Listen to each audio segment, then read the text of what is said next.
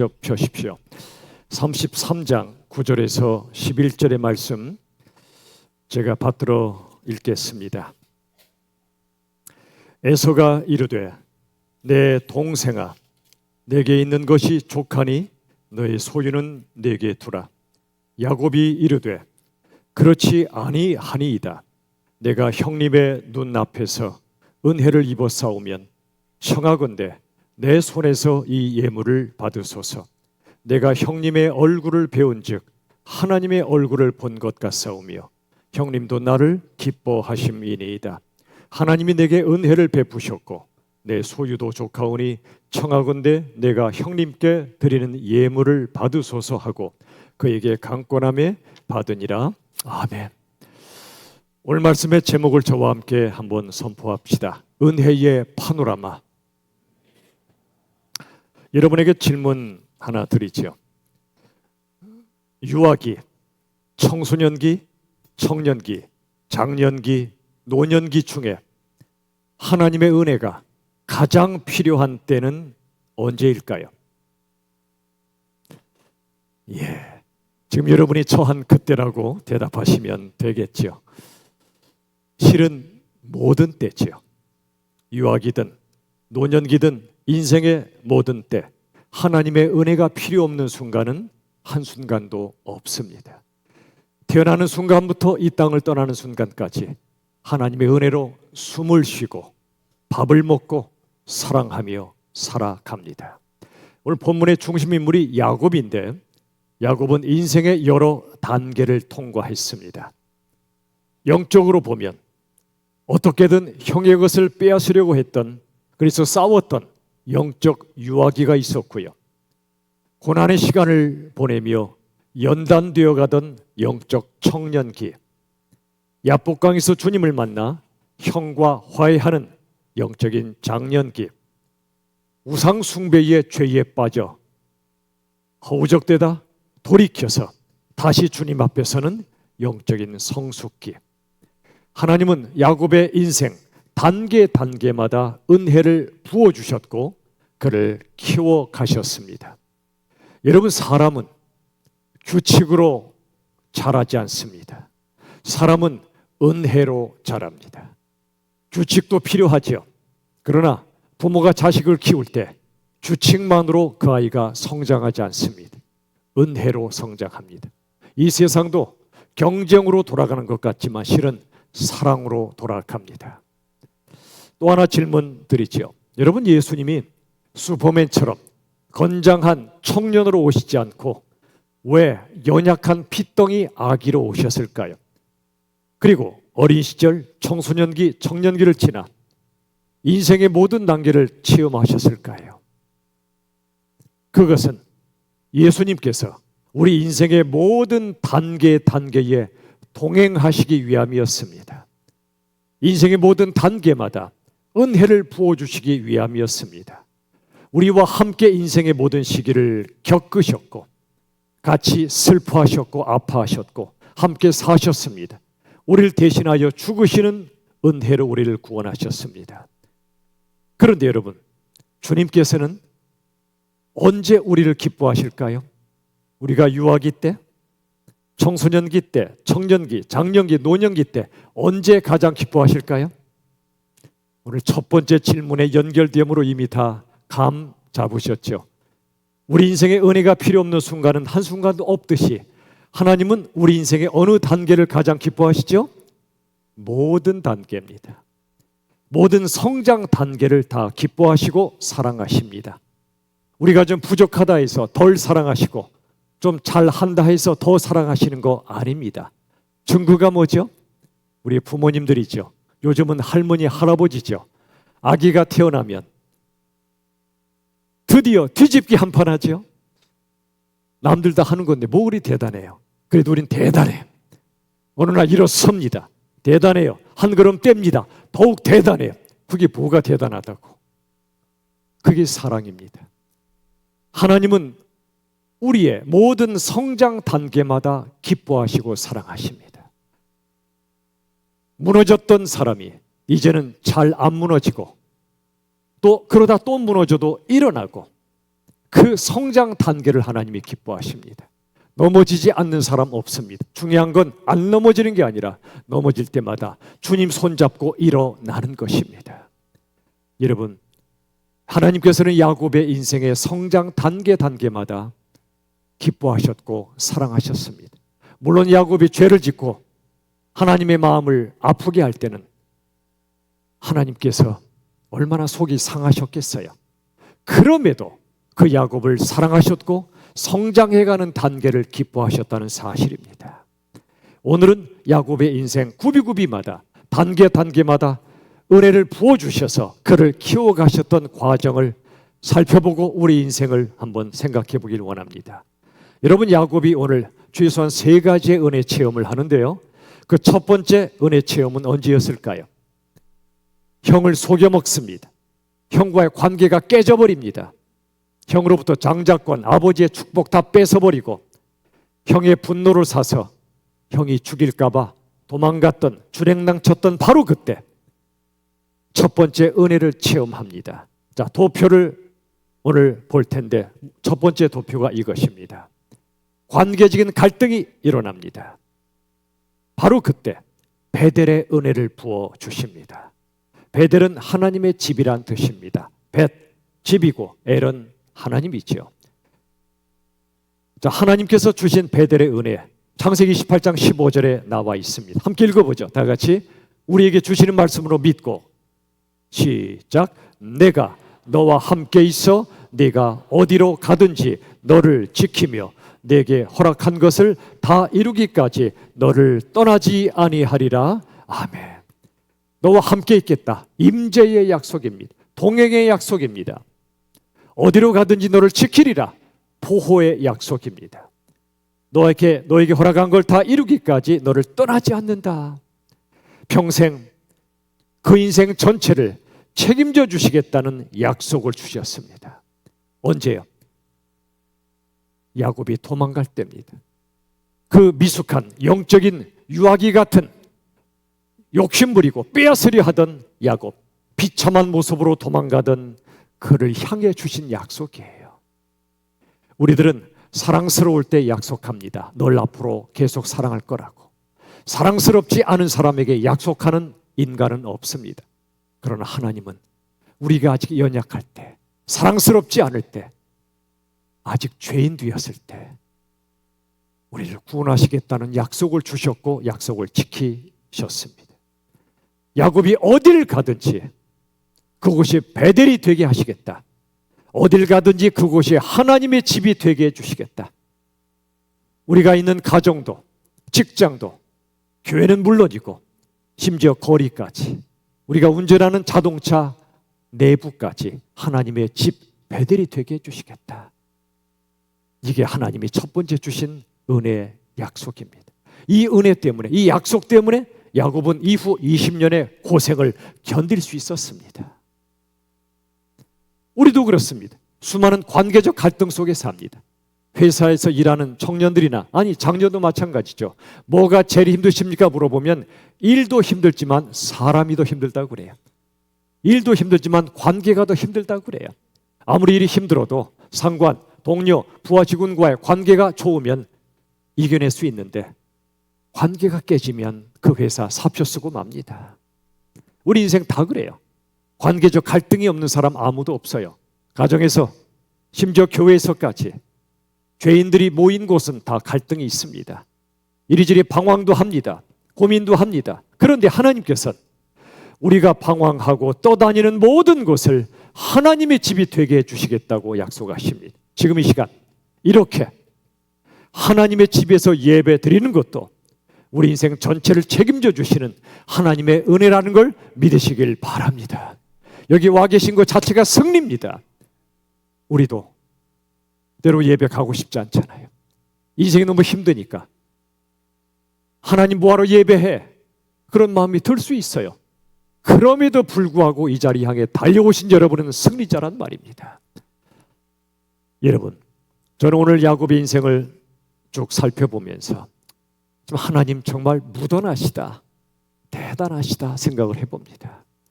자, 야곱의 또 다른 인생길을 한번 살펴볼까요? 20년간 외삼촌 라반의 집에서 뼈 빠지게 고생합니다. 육체적 고통, 정신적 고통을 합니다. 세월이 지나 하나님의 약속대로 고향으로 돌아오게 됩니다. 바로 그때 두 번째 은혜 체험을 하게 됩니다.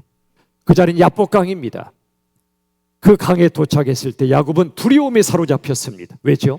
형 에서가 400명을 이끌고 야곱을 향해 오고 있다는 소식 때문이었습니다. 20년 전에도 형이 죽일까 봐 두려움으로 도망쳤던 야곱, 아직도 그 트라우마에서 벗어나질 못합니다. 형이 온다니까 나를 죽이러 오는 거다. 두렵습니다. 사방이 막힌 것 같습니다. 바로 그때 야곱은 뚫린 하늘을 향해 엎드립니다. 엎어진 자리에서 엎드려 기도합니다. 그때 하나님의 은혜를 체험합니다. 여러분 어떻습니까? 고통으로 엎어질 때 땅만 치고 있습니까? 하늘을 향해 엎드리십니까? 마음이 무너질 때, 삶이 엎어질 그때 그 자리에서 엎드려 기도하시기를 주의 이름으로 축원합니다. 엎어질 때 엎드려 기도하세요.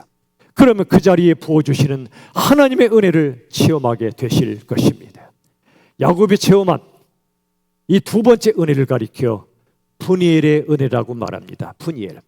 창세기 32장 29절로 30절의 말씀 보십시오. 그 사람이 거기서 야곱을 축복한지라. 은혜를 베풀었다는 겁니다. 그러므로 야곱이 그곳 이름을 푸니엘이라 하였으니 내 생명이 보존되었다. 하나님을 뵈면 생명이 남아있을 자가 없는데 죄 때문에, 그러나 생명이 보존되었다. 은혜입니다. 이 말씀 보세요. 처음에 그 사람이 그랬습니다. 누구죠? 이 그 사람이?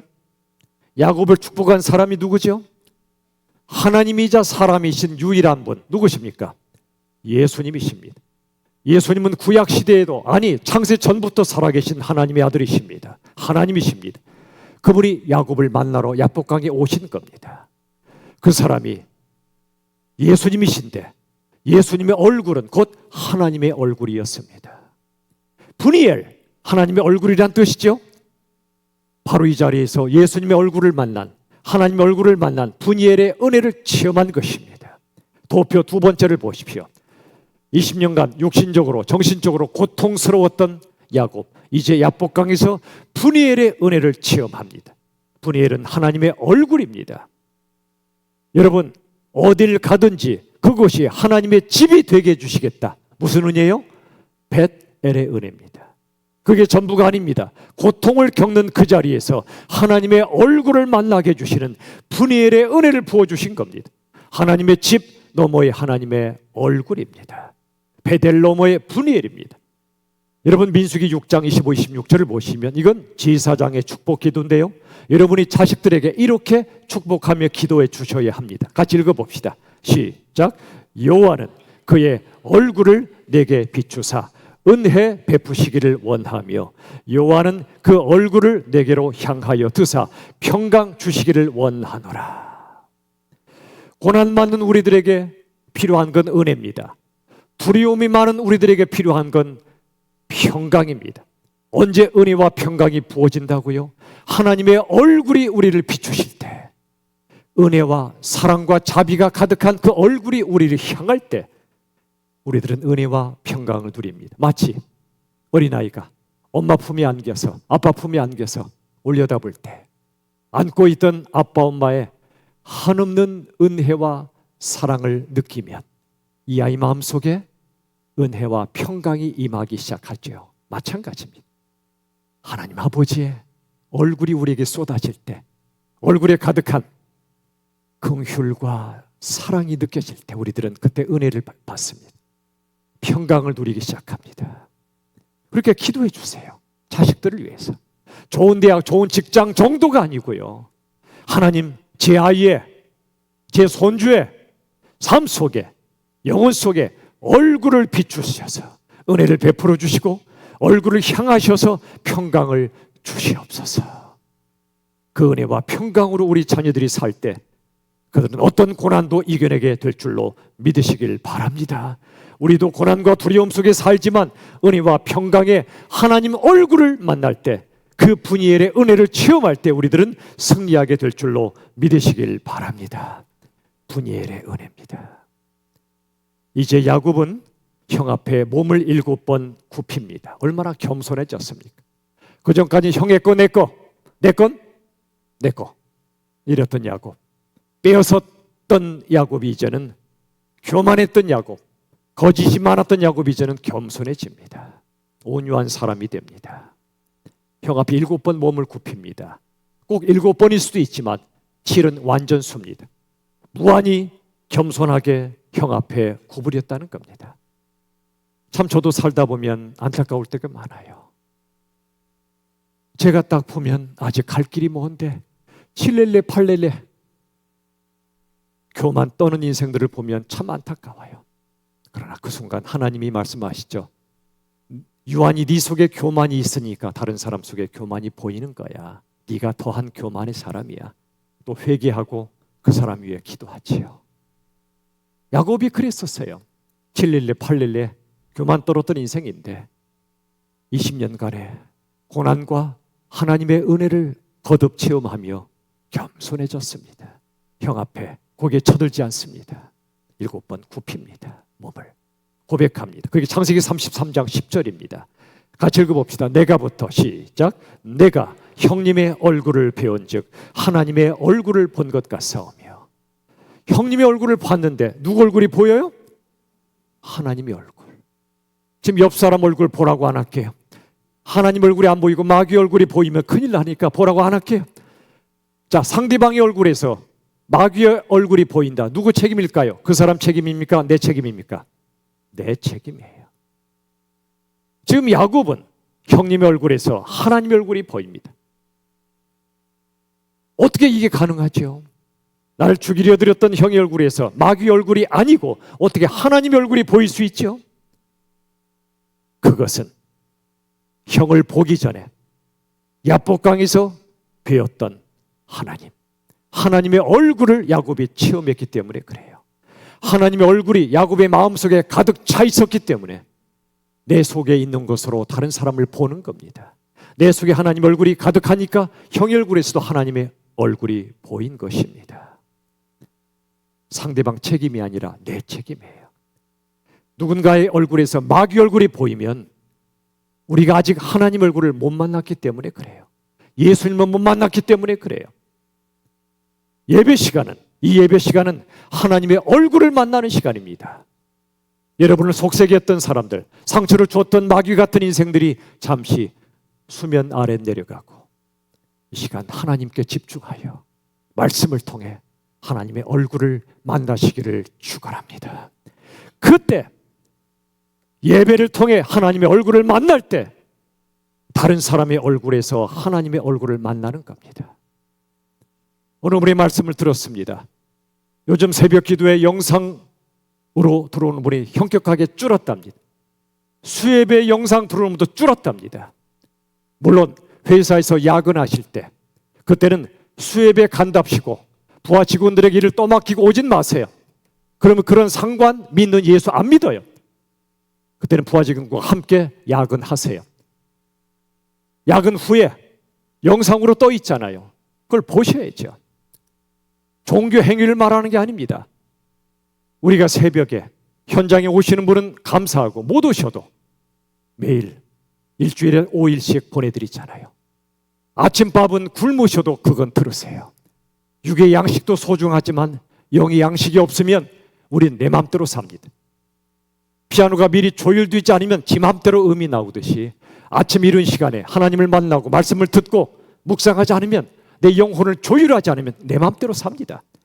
매일 아침 생명처럼 영상으로 보내드리는 것 꼭 들으십시오. 그리고 하나님 앞에 기도하고 하루를 시작하십시오. 그래야 하루가 제대로 진행됩니다. 수요일은 우리 교회, 아니 한국교회 아름다운 전통입니다. 3일 예배. 우리가 뭐죠? 작심 며칠이죠? 3일이에요. 3일마다 작심하시려면 3일째 되는 날, 주일날 받은 은혜를 다 까먹는 그날, 세상의 세파에 찌들려 은혜를 까먹고 살던 그때 기가 막히게 수예배가 있는 거예요. 우리 중책을 맡은 직분자분들 하나님 앞에 양심 있게 참석하십시오. 몸이 아프지 않은데 집에서 텔레비 보면서 안 온다? 그건 중책자의 자격 없습니다. 자격 없어요. 정말 불가피하게 회사 일이라든지 정말 불가피한 일이 있다면 그때는 온라인으로 드리세요. 그러나 중책 직분자 정도라면 회사 일과 정말 불가피한 하나님 앞에 부끄럽지 않은 일이 없다면 현장으로 나오셔야죠. 여러분, 이제는 어느 순간순간 새벽이든 수요일이든 요즘 감사한 건 금요일마다 우리 장로님, 권사님, 집사님들이 모여 자율 기도를 하시는데 너무너무 감사해요. 그 기도가 교회를 살리는 겁니다. 여러분, 우리가 이 시간 하나님 앞에 예배하는 이 시간은 하나님의 얼굴을 만나는 시간입니다. 하나님 얼굴을 못 만나면 만나는 사람보다 마귀 얼굴로 보일 겁니다. 왜죠? 내 안에 하나님 얼굴이 말라버렸기 때문에 그래요. 나도 마귀 얼굴이 되는 거예요. 그래서 예배가 생명인 것입니다. 주일 예배는 가장 소중하고요. 창세기 33장 11절 한번 같이 읽어봅시다. 다 같이 하나님이 시작. 하나님이 내게 은혜를 베푸셨고 청하건대 예물을 받으소서. 하나님이 은혜를 베푸셨대요.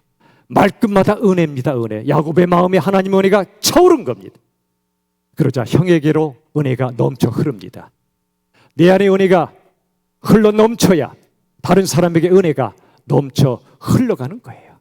내 안에 은혜가 메마르면 다른 사람에게 은혜 안 베풉니다. 근데 야곱은 은혜로 충만하니까 다른 사람들에게 흘러 넘칩니다.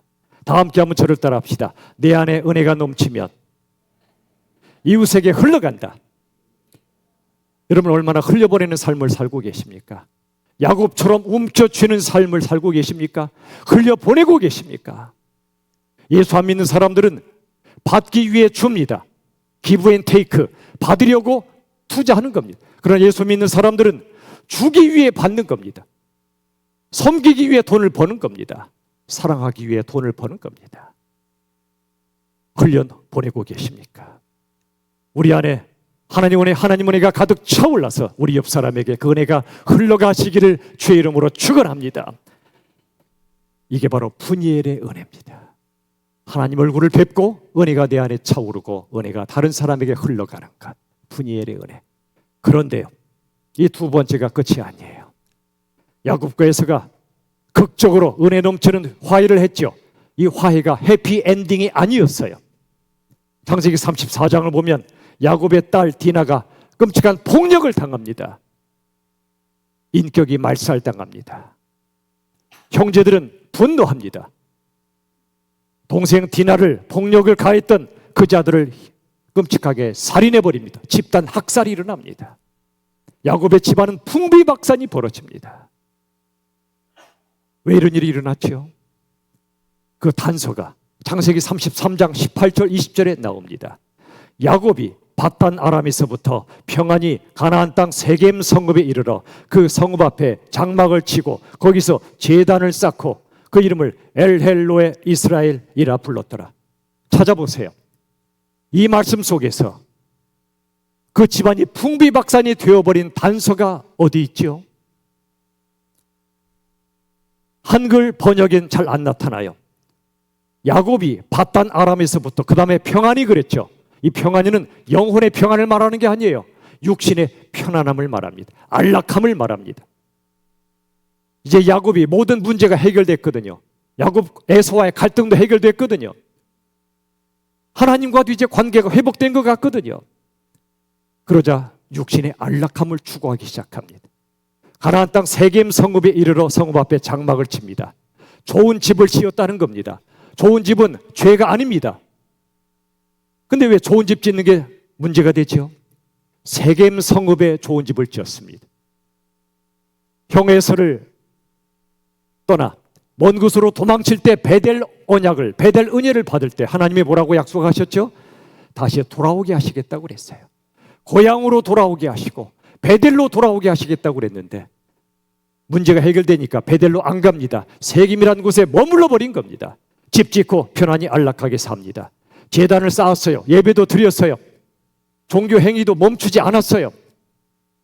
엘헬루의 이스라엘, 이스라엘의 하나님이란 뜻입니다. 우리 하나님이란 뜻이에요. 멋지잖아요. 문제 없어 보이잖아요. 근데 왜 이런 일이 터졌죠? 여러분, 문제가 해결되기 전보다 문제가 해결된 후를 더 조심하십시오. 산에 올라갈 때보다 산에서 내려갈 때 사고가 더 많이 일어나는 거 아시죠? 우리 인생에 문제가 없어질 때, 우리 인생에 짐이 벗겨질 때, 그때가 가장 위험한 때입니다. 그러므로 욕심의 짐은 내려놓으시더라도 사명의 짐은 쉽게 내려놓으시면 안 됩니다. 직분이야 내려놓을 날이 오겠지만 기도의 사명, 전도의 사명, 사랑의 사명은 죽을 때까지 내려놓으시면 안 돼요. 짐이 내려놓는 순간 영적으로 무너지기 시작합니다. 야곱과 그 가족이 그랬어요. 이제 편안하게 살면 되겠구나 하는 바로 그때 사단 마귀의 공격이 폭풍처럼 몰아닥친 겁니다. 그 근거가 뭐죠? 창세기 35장 2절에 보시면 나와요. 너희 중에 있는 이방 신상을 버리라고 말씀해요. 이 가정 안에 이방 신상이 들어온 거예요. 우상이 들어온 거예요. 하나님을 예배하는 것처럼 보이지만 실은 우상을 숭배하고 있었다는 겁니다. 야곱, 오래전 베델에서 하나님을 만난 이래 그 이후로 기도했다는 성경 기록에 한 번도 안 나와요. 야복강에서 주님을 만날 때 빼놓고는 아내 라헬의 우상 숭배도 막지 않았어요. 야복강 이후에도 세겜에서 좋은 집 짓고 종교 행위도 하는 그때도 라헬의 우상 숭배를 막지 않았어요. 집안에 우상 숭배가 꽉 차버린 겁니다. 한국교회 1970, 80년도 그 시기에 교회 성장이 불에 뜨지 일어났습니다. 그 사이에 수많은 우상들이 교회 안으로 들어오기 시작했습니다. 물질 우상, 명예 우상, 직분 우상, 목사, 장로, 권사가 우상이 됐습니다. 심지어 목사 우상, 가톨릭은 교황이 한 사람인데 로마 교황청에, 종교개혁으로 생겨난 개신교는 교회마다 교황이 있다는 말이 나올 정도입니다. 저를 포함한 목사들의 탓입니다. 목사 우상, 사람 따라 교회가 좌지우지되는 것, 그 다음에 우리 교회 우상까지. 남의 교회는 관심도 없어요. 이웃 교회는 경쟁자예요. 동지가 아니고 전우가 아니고 경쟁자예요. 우리 교회 우상까지. 또 개개인은 돈 우상. 가장 우리나라 최고의 가치를 조사할 때 1위가 뭐라고 그랬죠? 돈, 2위가 건강, 3위가 가정이었대요. 이런 나라가 거의 없어요. OECD 국가 중에. 돈 우상, 그 다음에 자식 우상, 성공 우상에 빠져 허우적됩니다. 야곱은 드디어 정신 바짝 차립니다. 깜짝 놀랍니다. 내가 그동안 드려온 예배가 어떤 예배였나를 생각하기 시작합니다. 창세기 35장 3절 같이 읽읍시다. 자, 앞을 보시고 시작. 우리가 일어나 베델로 올라가자. 내 환난 날에 내게 응답하시며 나와 함께 하신 하나님께 제단을 쌓으려 하노라. 일어나 베델로 올라가자. 세겜에서 머물렀던 안주했던 그가 정신 차린 겁니다. 환난 날에 응답하셨던 하나님, 나 같은 죄인과 함께 하셨던 하나님께 제단을 쌓으려 하노라. 그동안에도 제단 쌓았잖아요, 세겜에서. 근데 이제는 그게 아니었다는 겁니다. 그리고 35장 7절에 보십시오. 그가 거기서 제단을 쌓고 그곳을 뭐라 불렀으니? 엘 베델이라 불렀으니. 비슷하죠? 베델과 비슷하죠. 근데 앞에 엘자가 들어가 있어요. 엘은 하나님이라고 그랬어요. 베델은 하나님의 집. 베델은 하나님의 집이라면 엘 베델은 하나님의 집에 임하신 하나님이란 뜻입니다. 야곱이 체험한 세 번째 은혜는 엘 베델의 은혜였어요. 도표 세 번째 보세요. 영적 우상 숭배를 했습니다. 끔찍한 일이 벌어졌습니다. 집안이 풍비박산이 된 그때 하나님은 포기하지 않고 엘 베델의 은혜를 주셨습니다. 엘 베델의 은혜가 오른쪽에 뭐라고 써 있죠? 하나님 자신. 베델은 하나님의 집이고 분이엘은 하나님의 얼굴이라면 엘 베델은 하나님 자신입니다. 하나님의 집보다 중요한 건 그곳에 임하신 하나님 자신이란 말입니다. 우리들은 세겜 예배를 드리고 있습니까? 베델 예배를 드리고 있습니까? 벽돌 예배당은 소중합니다. 어느 교회가 힘을 모아 벽돌 예배당 건축가 저는 진심으로 축복하고 축하합니다. 그런데 벽돌 예배당이 준비되면 뭐합니까? 마음의 예배당이 준비가 안 돼 있다면 모든 예배가 헛예배가 됩니다. 야곱이 세겜에서 쌓았던 제단은 그저 종교적인 헛제단이었습니다. 다시 베델로 올라가 쌓았던 제단이 신앙적인 참 제단이었습니다. 저와 여러분은 어떤 제단을 쌓고 있습니까? 어떤 예배를 드리고 있냐고요? 목사다, 어떤 직분이 중요한 게 아니에요. 하나님은 중심을 보십니다. 거짓 예배 안 받으십니다. 껍데기 예배 안 받으십니다. 헛예배 안 받으십니다. 종교적 예배 안 받으십니다. 그저 편안하게 발 뻗고 드리는 종교적인 헛예배 안 받으십니다. 어떤 예배 받으실까요? 내 죄인됨을 깨닫고 인생의 고난을 내가 이길 힘이 없고 죽음 앞에 벌벌 떠는 내 실상을 하나님 앞에 고백하며 하나님의 은혜 없이는 나는 망할 수밖에 없다. 은혜 없이는 나는 숨 쉴 수조차 없다. 이 사실을 깨닫고 전적으로 하나님을 의지하여 나아가는 예배, 하나님의 은혜에 너무너무 감사하여 드려지는 신앙적인 참 예배를 주님이 받으심을 믿으시길 바랍니다. 우리 교회 예배 부흥이 시작입니다. 예배가 부흥되지 않으면 어떤 프로그램, 행사 헛된 겁니다. 여기서 주님의 얼굴을 만나십시오. 하나님의 집에서 베델 예배, 하나님의 얼굴을 만나는 분이엘 예배, 더 나아가 이 집에 임하시는 엘 베델, 하나님 자신을 만나시는 참된 예배를 다시 베델로 올라가 드릴 수 있기를 주님의 이름으로 축원합니다. 저도 회개하고 여러분도 회개하십시오. 직분자들 회개하십시오. 예배 생활 무뎌지지 않았습니까? 무뎌지면 우상 숭배를 하게 돼 있어요. 돈 우상, 사람 우상, 자신 우상. 예배는 껍데기입니다. 아무리 많이 모여야 의미 없어요. 한 사람이 모여도 진정한 예배를 찾고 계십니다. 신령과 진정으로 드리는 예배를. 하나님의 야곱을요 포기하지 않습니다. 집요하게 추적하십니다. 참된 신앙인으로 변화시켜 가십니다. 우리도 하나님은 집요하게 추적하십니다. 변화시켜 가십니다. 사랑하시니까 포기하지 않습니다. 도망가도 거기까지 쫓아가시고 변화시켜 가십니다. 우리가 예수님 영접해서 하나님의 자녀가 되었어도 끝이 아니에요. 은혜로 하나님의 자녀가 되었어도 우리 안에 여전히 죄가 덕실덕실 많잖아요. 하나님은 그래서 우리를 광야를 통과하게 하십니다. 성화시켜 가십니다. 고난을 통해 우리를 진짜로 빚어 가십니다. 가짜에서 진짜로 빚어 가십니다. 출애굽을 통해 우리를 구원하셨지만 끝이 아닙니다. 우리 안에 애굽이 너무나 많기 때문에 광야를 통과하게 하셔서 애굽의 물을 빼가시는 겁니다. 그 다음에 가나안으로 들어가게 하십니다. 약속의 땅으로. 여러분, 우리 인생에 밀려오는 고난 힘드시죠? 그때 남의 죄 때문에 당하는 것 같죠?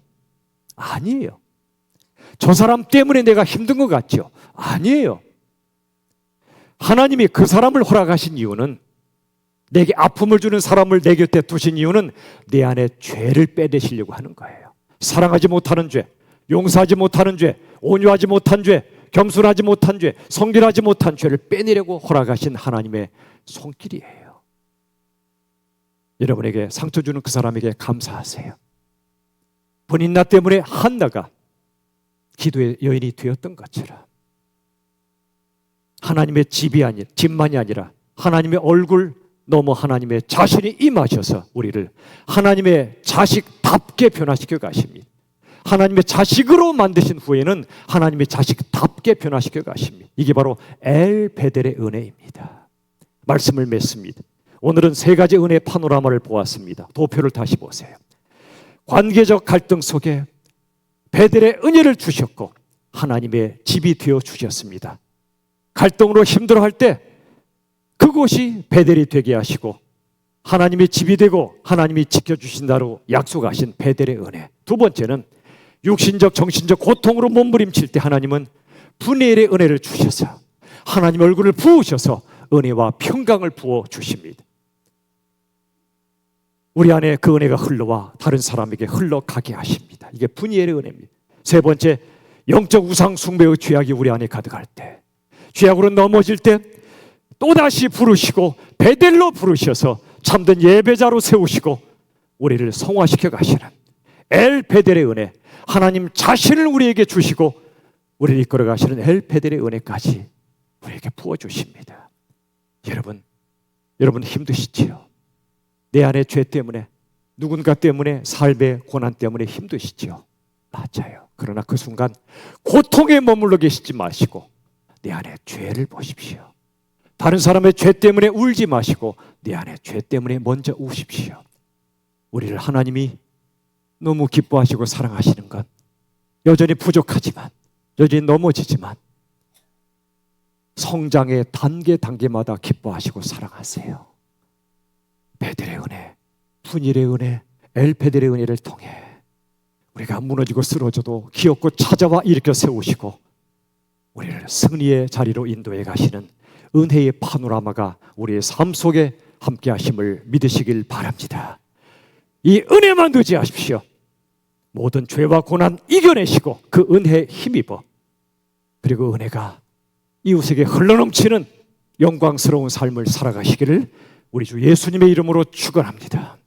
찬양합시다. 오늘 두 곡을 찬양할 텐데요, 전에 한번 불렀던 혼자 걷지 않을 교회란 찬양, 그리고 찬송가 301장 지금까지 지내온 것, 내 지나온 인생길의 야곱처럼 넘어지고 깨져도 나를 사랑하시는 은혜를 생각하며 전심으로 진짜 찬양을 드립시다. 그대 폭풍 속에 걷고 있을 때, 비바람을 마주해야 할 때, 비바람을 마주해야 할 때, 불빛조차 보이지 않아도, 불빛조차 보이지 않아 그대 혼자 걷지 않을 거예요. 그대 혼자 걷지 않을, 우리 주님이 함께 걸어가 주십니다. 두려움 앞에서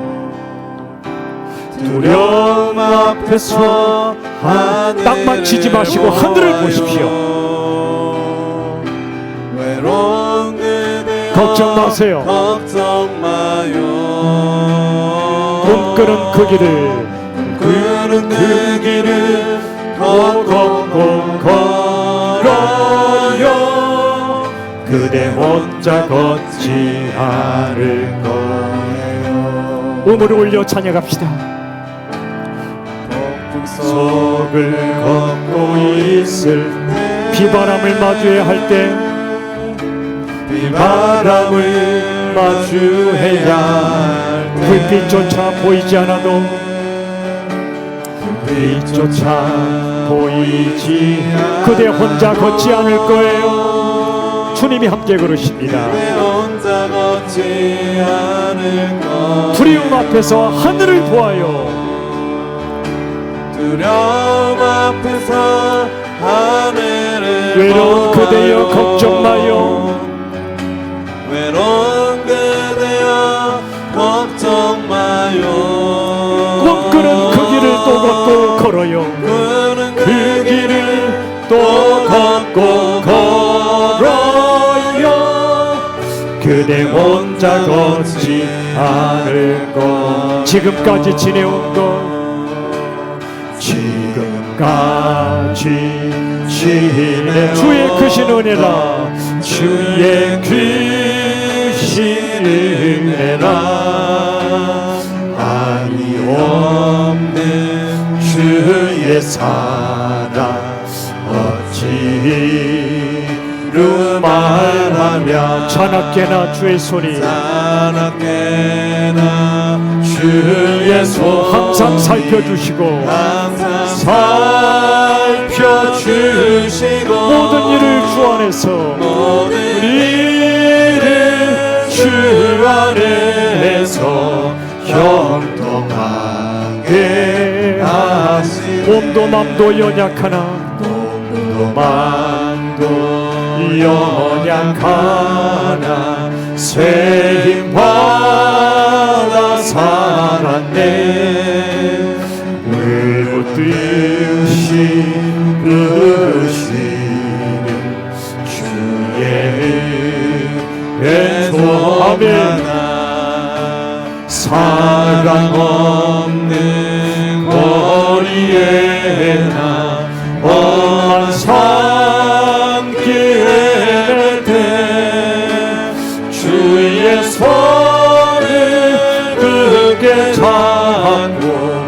찬송하며 가리라. 주님 다시 배울라리.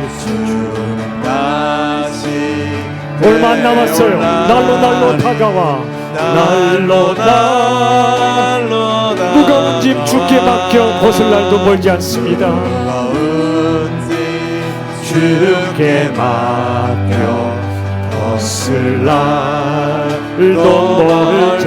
나를 위해 예비하신, 나를 위해 예비하신 고향 집에 돌아가 아버지의 품 아래서 영원토록 살리라.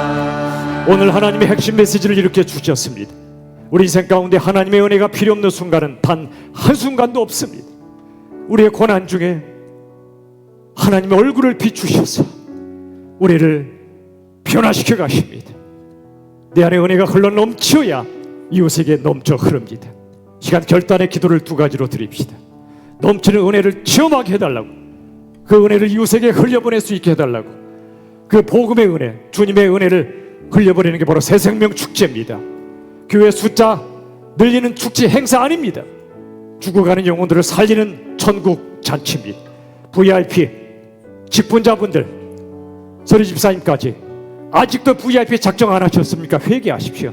영혼들이 죽어가는데 직분자분들이 작정 안 했다, 말도 안 됩니다. 모든 성도님들도 하시면 좋겠어요.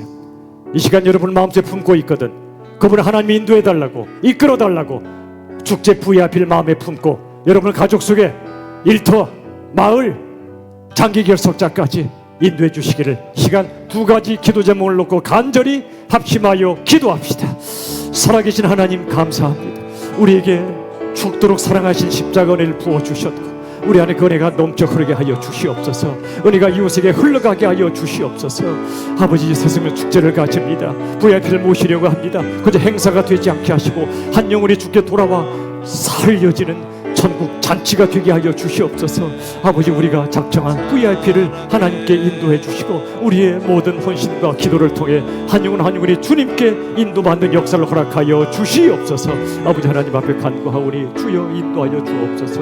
함께하여 주시옵소서. 함께하여 주시옵소서. 주여 도와 주시옵소서. 아버지 인도하여 주시옵소서.